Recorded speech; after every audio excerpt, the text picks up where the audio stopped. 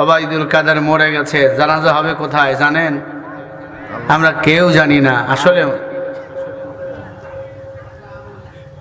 এখানে জামাত বিএনপি কারো কথা চলবে না, কথা চলবে কোরআনের কথা। কথা কর না কেন?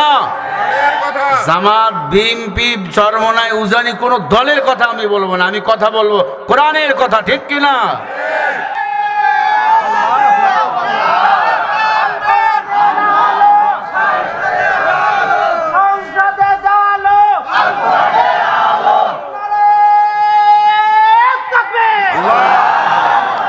হাদা কালামু রাব্বি, কোরআনের কথা বলেন। কার কথা? আল্লাহর কথা। আপনার টেনশন করবেন না, আমি কোনো দলীয় বক্তা না, তবে আমি আল্লাহর দলের লোক। কথা বল না কেন? আমরা মুসলমান, কোরআনের সংবিধান আমাদের সবার চাওয়া প্রয়োজন। কথা বল না কেন? নতুন কেন কাউয়া কাদের যেন জন্ম না হয়, এজন্য কোরআনের শাসন আগামীতে বাংলাদেশে দরকার। লিল্লাহে তাকবীর। আল কোরআনের আলো ঘরে কেন? সংসদে দাঁড়ালে অসুবিধা কোথায়? তারেক রহমান সাহেব তো নিজে বলেছে, আমি রসুলের আদর্শ দিয়া দেশ চালাবো। নবীজির আদর্শ মানে কোরআন শরীফ। আগামীর বাংলাদেশ হবে কোরআনের বাংলাদেশ, না কোনো কাউয়া কাদেরের বাংলাদেশ। কাউয়া কাদের চেনেন? মারা গেছে। মরছেনি? ফেসবুকে শোনা যাচ্ছে মারা গেছে। কোথায়? কলকাতায় অ্যাপোলো হসপিটালে মারা গেছে। তার মৃত্যুতে মানুষ বলতেছে আলহামদুলিল্লাহ, এটা মরছে, ভালো হয়েছে। তবে আমি একটু কষ্ট পাচ্ছি, খেলা হবে আর কেউ বলবে না। নতুন কেন কাউয়া কাদের যেন জন্ম না হয়, এজন্য কোরআনের শাসন আগামীতে বাংলাদেশে দরকার। এক কাউয়া গেছে, আরো নতুন করে কাউয়া পয়দা হতে পারে।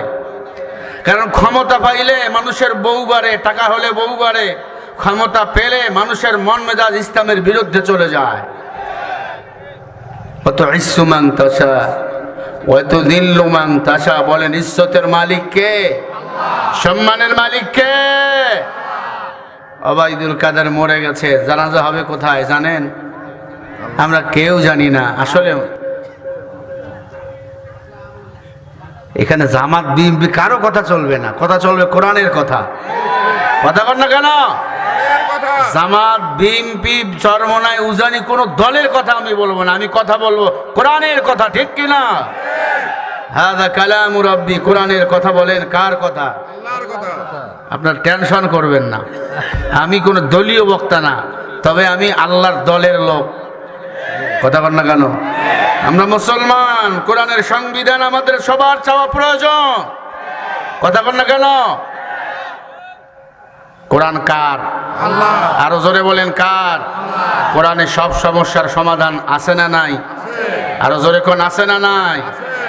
আল্লাহ বলেন ওয়ানাজ্জালনা আলাইকাল কিতাবা তিবয়ানাল লিকুল্লি শাই ওয়া হুদাও ওয়া রাহমাতাও ওয়া বুশরা লিল মুসলিমিন। আমি আল্লাহ কোরআনের সব সমস্যার সমাধান দিয়েছি, এমন কোন সমস্যার সমাধান নাই যে আমি আল্লাহ কোরআনে দেই নাই। বলেন সুবহানাল্লাহ।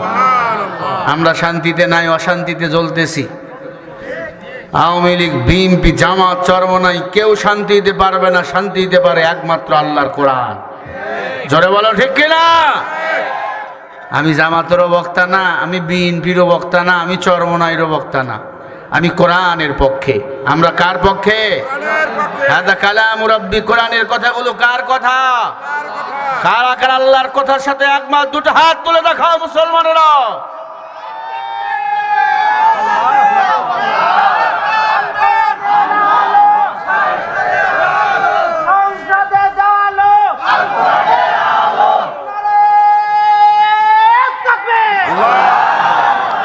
আমার ভাইয়েরা, আল্লাহ বলেন যালিকাল কিতাবু লা রাইবা ফি হুদাল লিল মুত্তাকিন। এই কোরআনে কোনো সন্দেহ আছে? জোরে বলেন। কোরআনে তো কোনো সন্দেহ নাই, বরং এই কোরআন যারা মানবে তারা হলো মুত্তাকিন।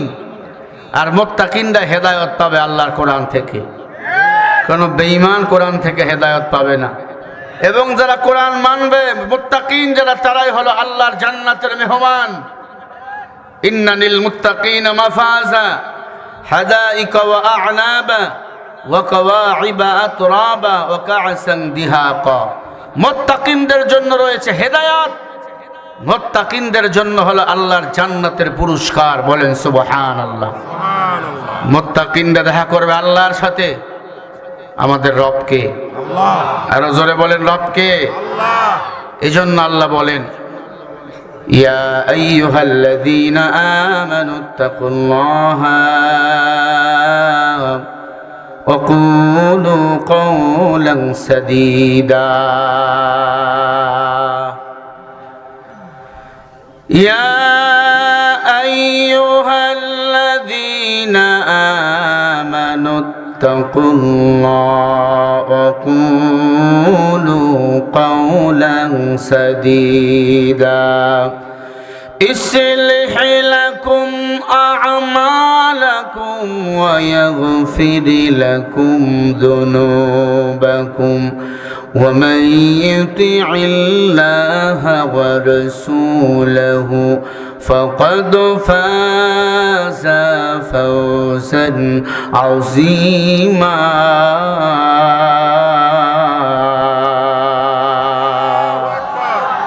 আরো আস্তে করে বলেন।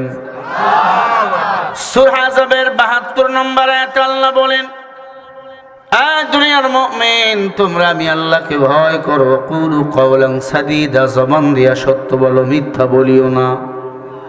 মিথ্যা বলে বেঈমানের দল, সত্য বলে মুসলমানের দল। আল কিযবু ইহলিক, মিথ্যা মানুষকে ধ্বংস করে দেয়, সত্য মানুষকে বিজয়ের মালা পরাইয়া দেয়। যারা আলেমদেরকে মিথ্যা মামলা হামলা দিয়া জেলখানা ঢুকাইছিল ওই কাউয়া কাদলের দলেরা মিথ্যা একের পর এক মিথ্যা বলে আয়না ঘর বানাইছে, মানুষকে জেলখানায় ঢুকাইছে। তারা আজকে বাংলায় নাই, তারা ভারতে পালিয়ে গেছে। ঠিক না বেঠি? জোরে বলো ঠিক কিনা। আল্লাহ বলেন ওয়ামা কারু ওয়ামা কারাল্লাহ ওয়াল্লাহু খায়রুল মাকিরিন।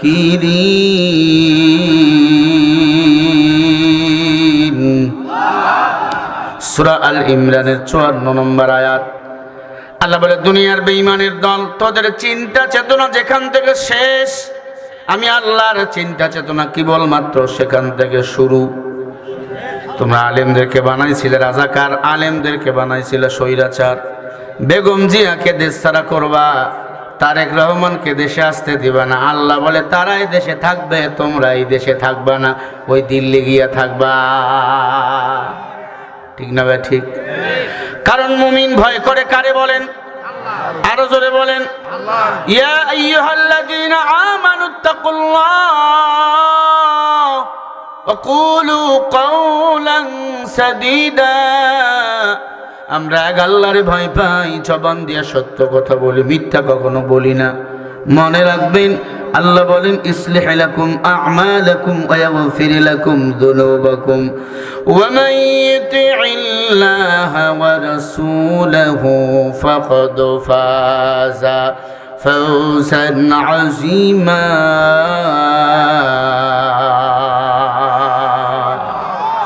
আল্লাহ বলে যারা আমি আল্লাহর ভয় করে জবান দিয়া সত্য বলে, মিথ্যা বলে না, আমি আল্লাহ তাদের কাজগুলাকে সহজ করে দেই। সুবহানাল্লাহ।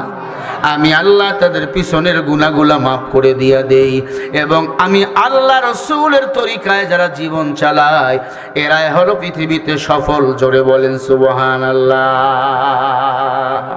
পৃথিবীতে জীবন চালাবো আল্লাহ রাসূলের তরিকায়, কোরআন মোতাবেক, সুন্নাহ মোতাবেক। ঠিক না ভাই? ঠিক বলেন। নবীজি বলেন ক্বালা রাসূলুল্লাহ সাল্লাল্লাহু আলাইহি ওয়াসাল্লাম তারাকতু ফীকুম আমরাইন লান তাদিল্লু মা তামাসসাকতুম বিহিমা কিতাবাল্লাহ ওয়া সুন্নাত রাসূলি। নবীজি বলে উম্মত আমি নবীর ইন্তেকালের পরে দুটো জিনিস তোমরা আঁকড়ে ধরবা।